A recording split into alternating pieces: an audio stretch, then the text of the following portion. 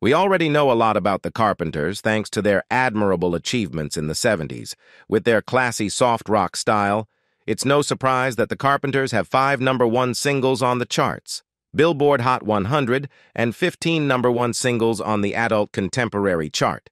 However, the dark side of the Carpenters behind the scenes stopped the group, and now, 50 years later, those secrets have been revealed.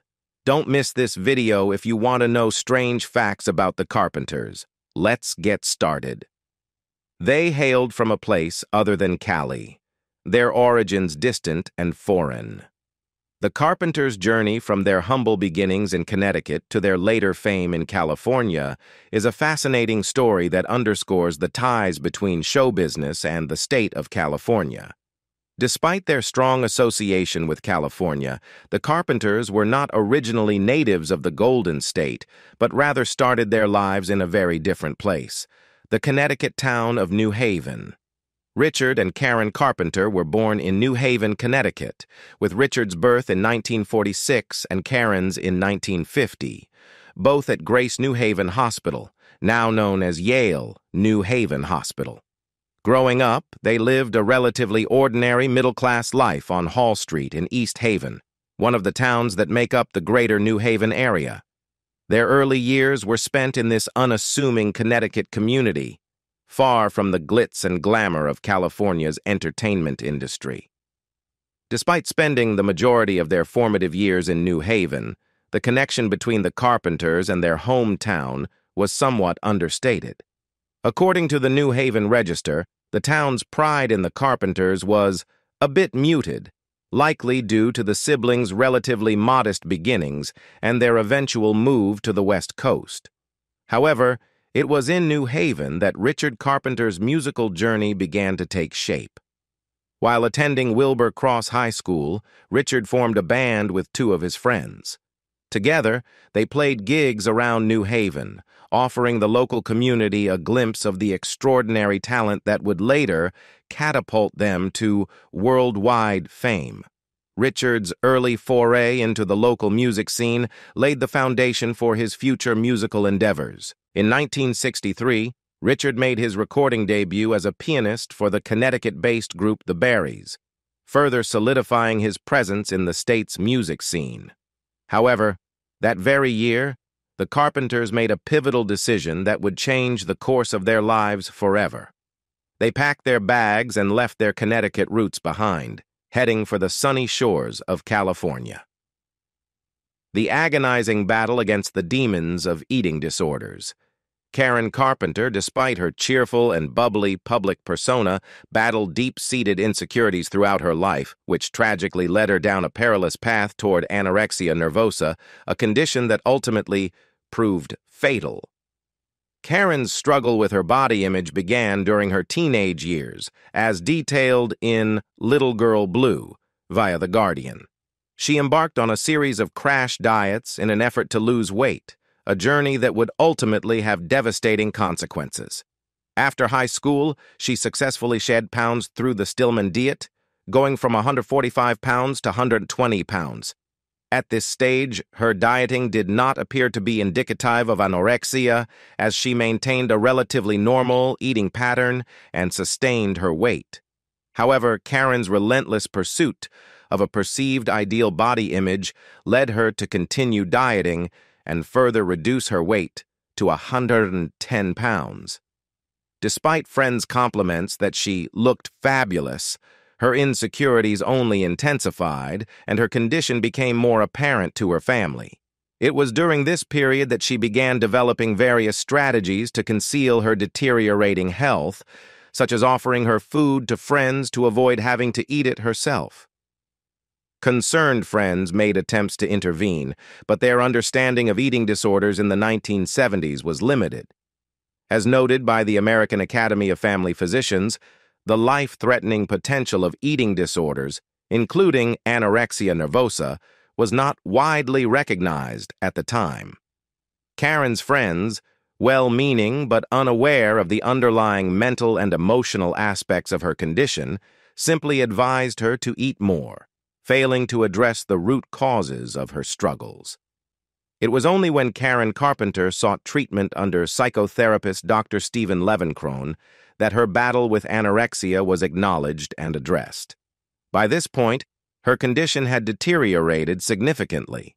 She was not only taking laxatives, but also a staggering 10 thyroid pills daily, despite having a fully functioning thyroid gland. Karen's weight continued to plummet, dropping to less than 80 pounds. She was physically and emotionally depleted, struggling to stay awake, stand up, or perform her musical duties. Her condition reached a critical point, and she was found unconscious in her wardrobe multiple times by her housekeeper, a stark testament to the severity of her illness. Tying the knot against the whisperings of her inner voice, succumbing to a tragic choice. The Carpenters' relentless and demanding tour schedule was a major obstacle in Karen Carpenter's pursuit of love and a stable relationship. As Smooth Radio reported, Karen expressed her belief that as long as she was constantly on the road, performing and touring, finding the time for marriage would be nearly impossible. This commitment to her music career left little room for personal life or romantic pursuits. Despite her challenging schedule, Karen dated a series of men during her career, but none of these relationships resulted in marriage. NPR noted that one of Karen's favorite songs was the 1976 hit, "I Need to Be in Love," a track that seemed to encapsulate the story of her life, always searching for love, but never quite finding it. However, there was a moment when Karen decided to take a chance on love. In 1980, she embarked on a blind date with Thomas Burris, a 39-year-old real estate developer who was separated from his wife and had an 18-year-old son. Burris appeared to be an attractive prospect for Karen. He was blonde, handsome, and initially gave the impression of a self-made man who had overcome hardships after dropping out of school at the age of 13. Karen was genuinely smitten with him. Despite Karen's feelings, her friends expressed reservations about Burris, cautioning that he might be too good to be true. However, Karen chose to follow her heart and agreed to marry him. Her hopes for a loving and stable marriage were high, and she looked forward to a future with Burris. Tragically, shortly before their wedding, Karen's dreams came crashing down when Burris revealed a devastating secret. He had undergone a vasectomy, a surgical procedure that made it unlikely for her to conceive even if the procedure were reversed. The revelation of this deception shattered Karen's trust and left her devastated. She called off the wedding, unable to continue with a marriage built on lies and betrayal. However, Karen's mother, Agnes, had already invested a considerable amount of money in the wedding and was determined to see it through. She pressured Karen to go ahead with the marriage, despite her daughter's reservations. As anticipated, the union was fraught with difficulties, and the marriage ultimately ended in divorce in 1981. Profound disparities marked the Carpenter siblings, rendering them starkly dissimilar. The story of the iconic musical duo, Richard and Karen Carpenter, is a testament to the unexpected twists and turns that life can take. While they ultimately became a household name in the music industry, their journey began in the seemingly unassuming town of New Haven, where their interests and talents initially appeared to be worlds apart. Richard Carpenter, the elder of the two siblings, exhibited an early passion for music that would set the stage for their future success. His musical journey commenced at the tender age of 4, when he picked up the accordion, and by the time he was 8, he had already mastered the piano. It was clear from the outset that Richard was destined for a career in music. His extraordinary talent didn't go unnoticed, as his teacher from the prestigious Yale School of Music recognized him as a prodigy when he was just 13 years old. Music consumed Richard's life, leaving little room for other interests, and it was evident that he was on a trajectory toward show business stardom. In stark contrast to her brother's musical dedication, Karen Carpenter had an entirely different set of interests during her formative years in New Haven. Although she dabbled in playing the accordion, it failed to excite her the way it did Richard. According to reports in the New Haven Register, Karen was a spirited and outgoing tomboy. Her joy came from activities like playing pickup baseball games on the neighborhood streets and spending time with the family dog. In addition to her love for baseball, Karen was an avid Major League Baseball fan, particularly devoted to the New York Yankees. She had a knack for memorizing player statistics and was passionate about the sport. When she wasn't immersed in baseball, Karen Carpenter and her neighborhood friends could often be found playing Army games at Fort Nathan Hale Park, complete with toy machine guns. Her interests were far removed from the world of music, and she lacked any formal musical training, as reported by the Times-Argus. This stark contrast in interests and talents between the siblings made it seem unlikely that Karen would ever pursue a career in music. However, fate had other plans for Karen Carpenter. Despite her lack of formal musical education, she possessed a remarkable gift that lay dormant until it was unearthed. By the time she reached the age of 19, Karen had developed a flawless contralto voice that would soon captivate the world. Her unexpected journey from a tomboy with a passion for baseball to an internationally renowned singer is a testament to the unpredictable nature of talent and destiny. Longing for a kin, yearning for a home. The 1960s brought about a significant transformation in American society, with the emergence of the women's liberation movement being a central part of this cultural shift. During the 1950s, women were traditionally expected to fulfill the role of homemakers and focus on raising children. However, in the 1960s, influential figures like Betty Friedan and other activists called on women to break free from the confines of the domestic sphere and pursue careers in traditionally male-dominated fields. This movement sparked changes in marriage and divorce rates, as well as a notable increase in women's participation in the labor force. Karen Carpenter, who came of age during this period of societal upheaval, was an interesting figure in relation to the women's liberation movement. Despite her own success as a drummer, a role that was not typically considered appropriate for women at the time, she did not align herself with feminist ideals. This perspective may seem somewhat surprising, given her background and achievements. As reported by the Akron Beacon in 1973, Karen Carpenter had little patience for feminism and the women's liberation movement. Instead, she openly expressed her enjoyment of cooking and even stated that it would be her duty as a wife to cook for her future husband. Her lighthearted comment about her brother's cooking abilities, claiming that he couldn't even cook water, showcased her sense of humor. Karen's perspective on traditional gender roles and her desire for a stable family life with a loving husband highlighted her personal values and aspirations. It was clear that she longed for a sense of normalcy and happiness within the confines of a conventional family structure, which, tragically, she never fully realized. Karen Carpenter, an emblem of hope for the LGBTQ+ community. Karen Carpenter's appeal and resonance within the gay community is a testament to the multifaceted nature of her influence, which extended far beyond her squeaky clean image as a representation of normal America. While Karen may not have actively engaged in gay rights activism, her personal journey and desires struck a chord with many in the LGBTQ+ community, leading them to embrace her as an icon and source of solace. One of the most striking aspects of Karen Carpenter's connection with the gay community was her sincere desire for a conventional white picket fence life with a husband and children. This dream, as reported by The Advocate, painted a picture of a quintessentially American family life that resonated deeply with many in the gay community. Despite the discrimination and challenges faced by LGBTQ+ individuals during that era, Karen's longing for a traditional family structure reflected a shared aspiration for love, acceptance, and a sense of belonging.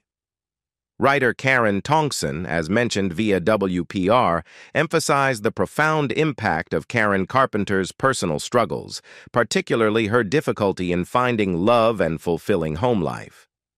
These struggles became a source of identification and empathy for many members of the gay community who were also navigating their own challenges in search of love and acceptance. Karen's journey symbolized the universal experience of unrequited love and the fear of not being accepted for one's true self.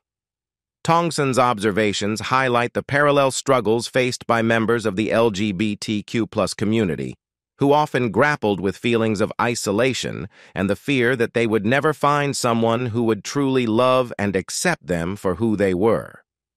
In this context, Karen Carpenter's own journey became a poignant reflection of the shared experiences and emotions within the LGBTQ+ community. The Republican American Archives noted that many LGBTQ+ individuals suffered in silence as they waited for love and acceptance, mirroring Karen Carpenter's own journey until her tragic passing.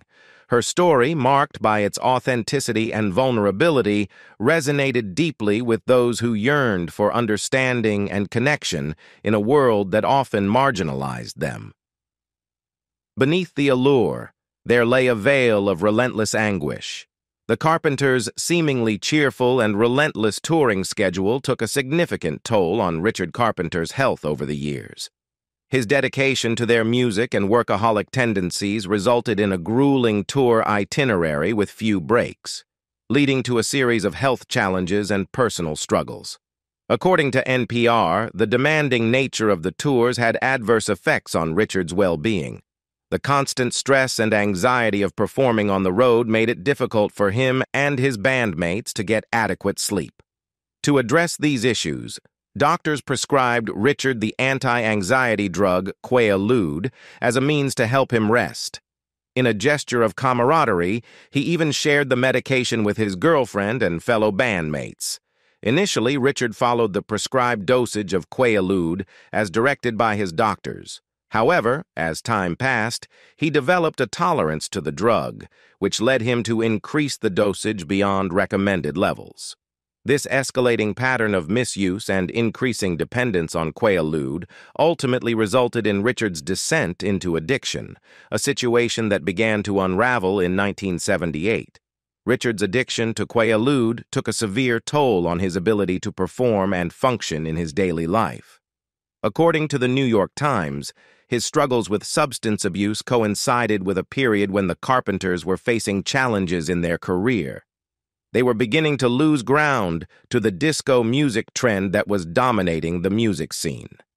In response to the mounting difficulties, Karen Carpenter made the difficult decision to pursue a solo career, recognizing the need for change.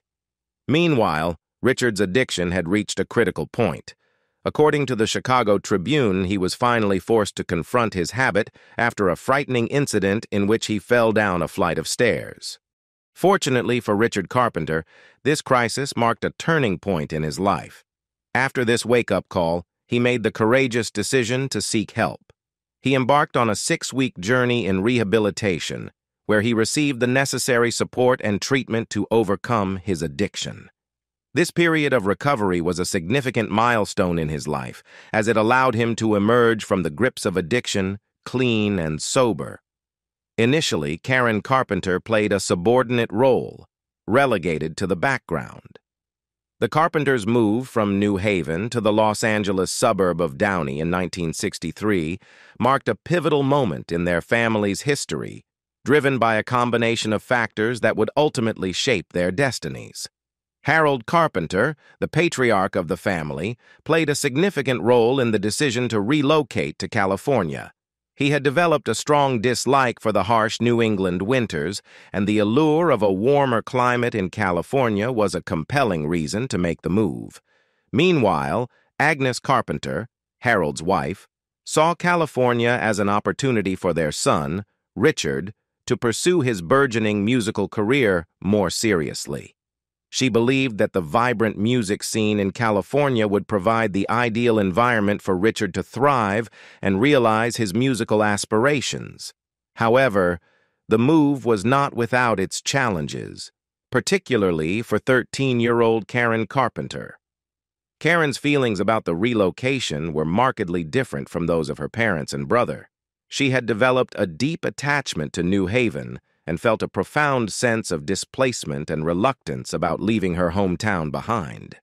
According to Little Girl Blue, Karen believed that her family was uprooting her against her wishes, and this sense of being pushed into the move left her with a lifelong feeling of inadequacy.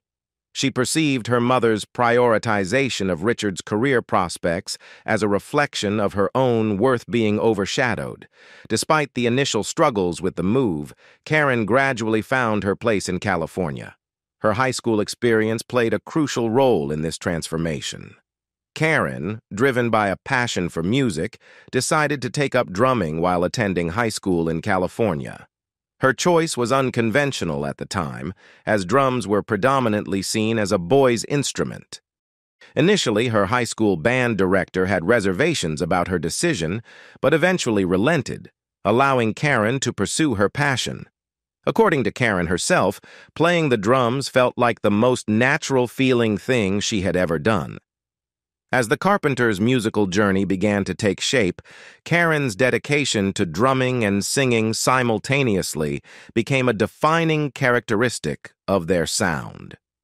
She honed her skills, and her tireless efforts paid off. Although the family's move to California had initially been driven by the ambition to propel Richard's career, it was Karen who soon began to surpass her brother's achievements. At the young age of 16, Karen Carpenter achieved a significant milestone when she secured a recording contract, becoming the first member of the family to do so. Demise, Through the Poison of Ipecac, A Cruel and Tragic End. The tragic and untimely death of Karen Carpenter on February 4, 1983, sent shockwaves through the world, leaving fans and the music industry in mourning. The circumstances surrounding her passing were not only deeply distressing, but also highlighted a broader issue that would eventually lead to significant changes in the way society viewed and dealt with eating disorders. On that fateful day, the Carpenter family home in Downey became the center of a harrowing emergency response. When the firemen arrived, they discovered Karen Carpenter lying in her wardrobe, barely clinging to life with the faintest of pulses. Her fragile state was a stark contrast to the vibrant and talented artist the world had come to adore. Her divorce, scheduled to be finalized that day, was a poignant reminder of her personal struggles and the pressures she had faced. Rushed to Downey Community Hospital, Karen's chances of survival seemed bleak from the outset. Tragically, she went into cardiac arrest and was pronounced dead at 9:51 that morning, leaving her family, friends, and fans devastated. Her death sent shockwaves throughout the music industry and beyond. The cause of Karen Carpenter's death was revealed to be a tragic consequence of her struggle with an eating disorder, specifically anorexia nervosa. According to reports in the Irish newspaper The Independent, Karen had been using Ipecac syrup, a medication known for inducing vomiting to eliminate toxins. In the 1970s, Ipecac had gained notoriety as a favored means of weight loss among American women, a fact confirmed by her therapist, Dr. Stephen Levenkron, as reported by the New York Times. However, what many people did not realize at the time was the dangerous nature of Ipecac when used in excessive amounts. The syrup contained a chemical called emetine, which, when ingested in large quantities, had devastating effects on the heart muscle. An autopsy revealed that Karen Carpenter's blood sugar level was over 10 times higher than the average, underscoring the severity of her condition. Karen's tragic passing had a profound impact on the public's awareness of eating disorders, particularly anorexia. Her high-profile struggle and death served as a catalyst for discussions about these issues, prompting other prominent figures, including Princess Diana, to openly share their own battles with eating disorders. The medical community rallied to advocate for the regulation or even banning of Ipecac and related products due to their dangerous consequences, While ipecac was never officially banned, it did, as reported by the AZ Poison and Drug Information Center, eventually become discontinued, likely due to the growing awareness of its risks and the push for safer alternatives in the treatment of poisoning. What do you think about the Carpenters' secrets? Leave us your comments in the section below. We hope you have found this helpful video. Don't forget to leave a like, share, and subscribe to the channel if you like it. Thank you for watching this, and see you in the next videos. Goodbye.